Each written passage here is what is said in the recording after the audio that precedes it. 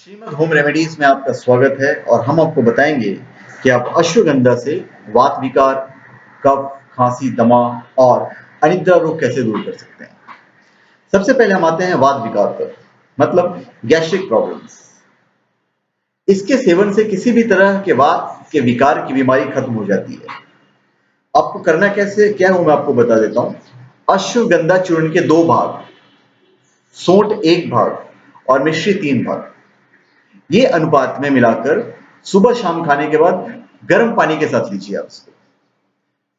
तो गर्म पानी के साथ लेने पर यह संधिवात, गैस तथा पेट की बीमारियों को जड़ से खत्म करेगा। उसके बाद कफ और खांसी और दमा, ये तीनों में काफी फायदेमंद है। लेना कैसे हो मैं आपको बता देता हूं।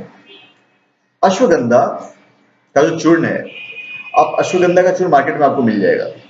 कफ, खांसी और दमा में अश्वगंधा रामबाण की तरह काम करता है।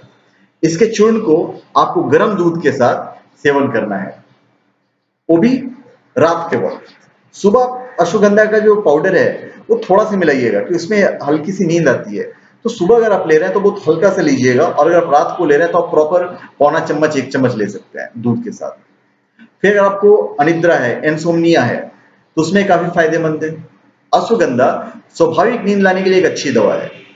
जिन्हें गहरी नींद नहीं आती है या जो नींद आने के रोग से परेशान है, तो इसका खीर पाक बनाकर सेवन करना चाहिए,